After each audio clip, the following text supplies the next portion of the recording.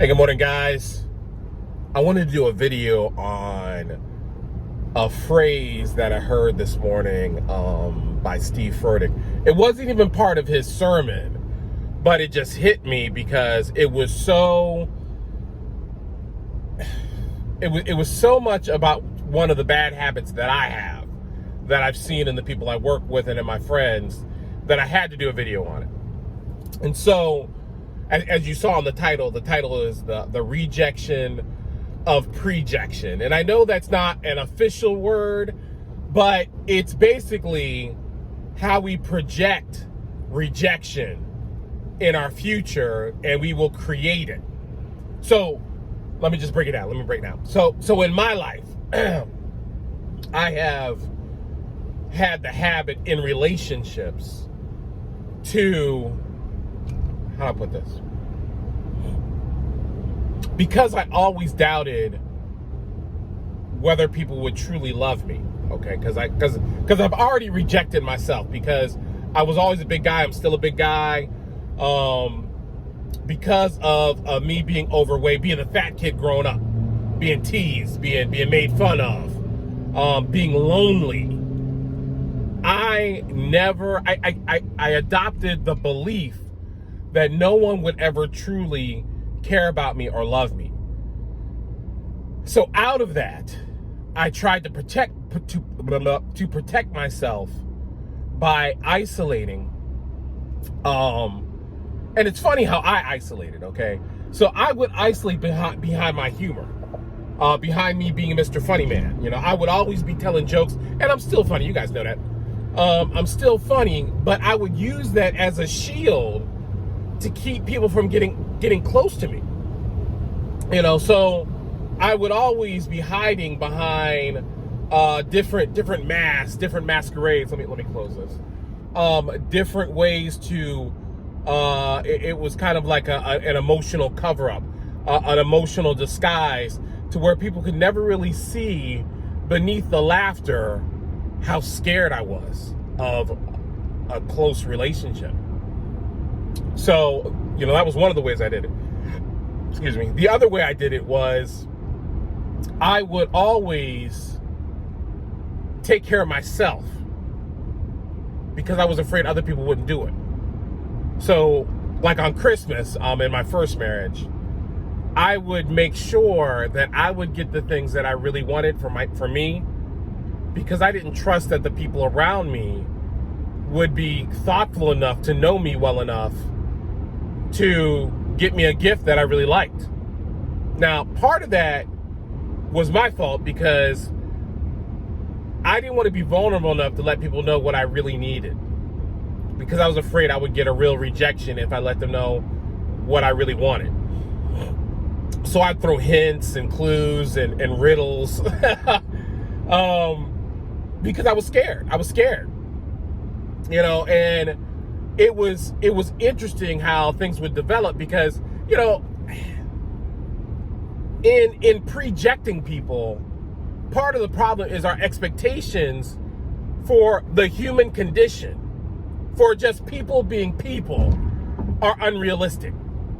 It's just unrealistic, period.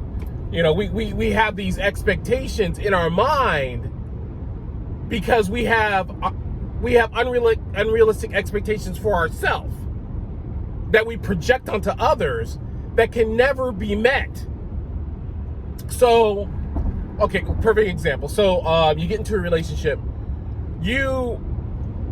Of course, in the first few weeks, first few months, it's all going to be golden. It's all going to be rosy. It's all going to be cotton candies and roses.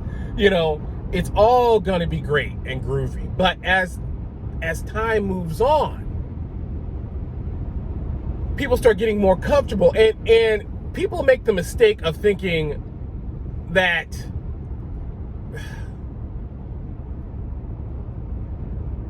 it's a false front in the beginning, and it's not.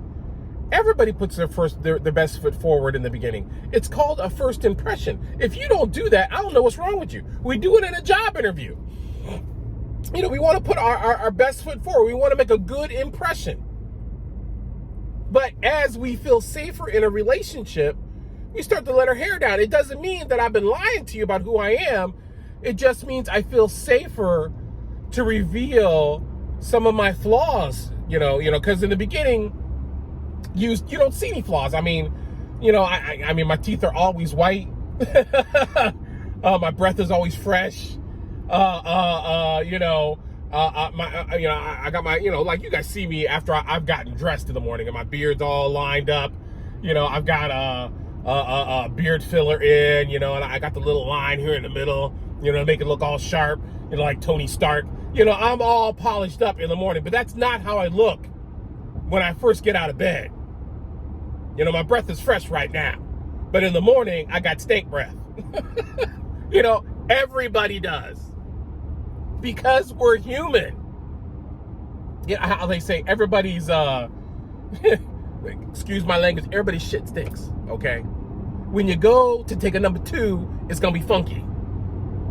And we shouldn't put so much stock into creating an illusion of perfection because it's just not reality. So as we get more comfortable in a relationship, it becomes more real.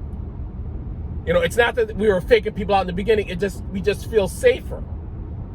And I think that's where the confusion comes, because in our own immature mind, I'm expecting you to be perfect, to fit my insecure needs. Because, I know I'm not perfect, but I'm expecting you to be perfect. And so that's a problem. That's a problem in the real honest development of a friendship, of a relationship, of a marriage. So because of that, I will start to reject you because I'm preparing for you to reject me, which inevitably creates rejection all around. And it's crazy. It's just crazy. And I look back at my life and how many times have I done that? How many times have I avoided healthy, loving relationships because I was afraid of being real. I was afraid that once they really got to know me, they wouldn't love me. And here's a deep question. Do I still do that? Do you still do that?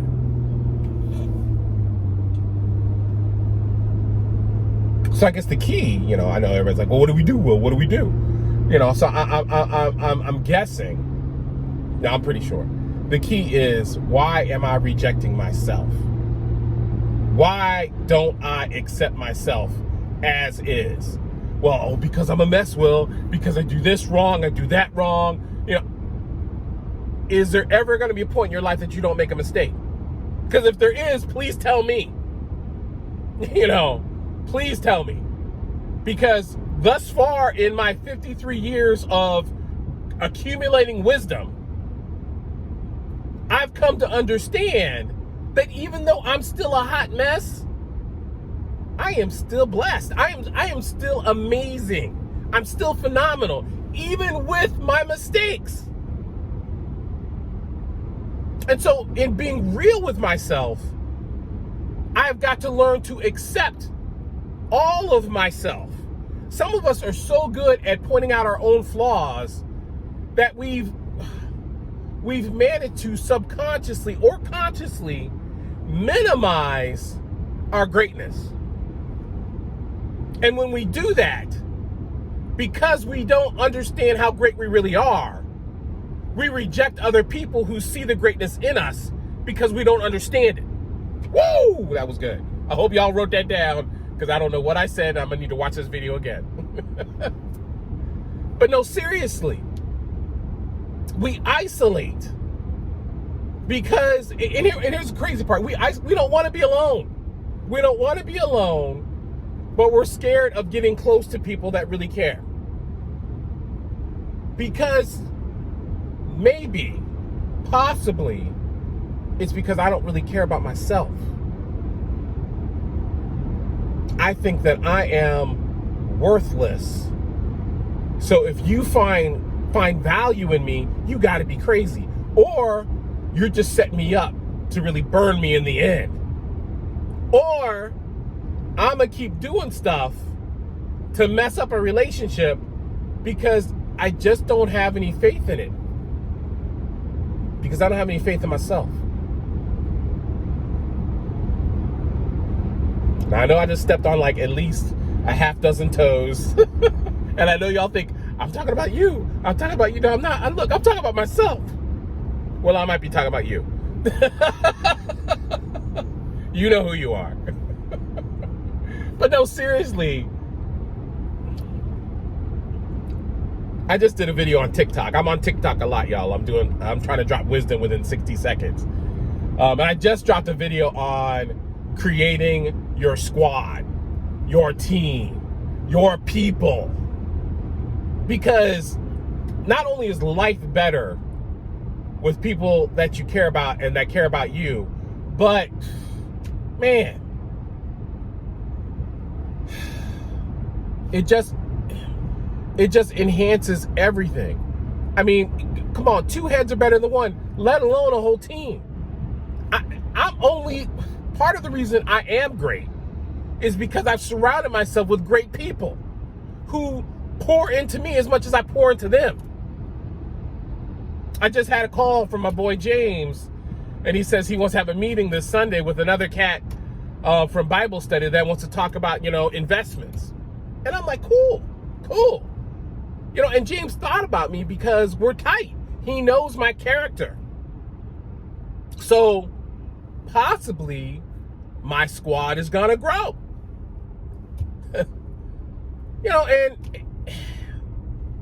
And in understanding people, okay, not everybody, in church, they talk about the different seasons, and some friends, some relationships are for a season, and I get that, and it's sad.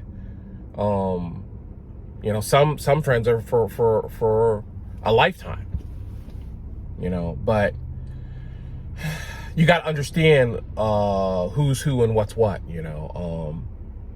and just understand that even though rejection is part of life, it doesn't mean it is life.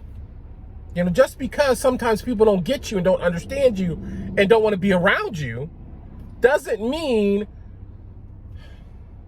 you have no value. So I'm just encouraging you to check yourself on your pre-jection. It's all about you, man. Do you know how great you really are? Because that is going to be essential in you creating healthy relationships. All right. Love you guys. Talk to you guys later. Peace.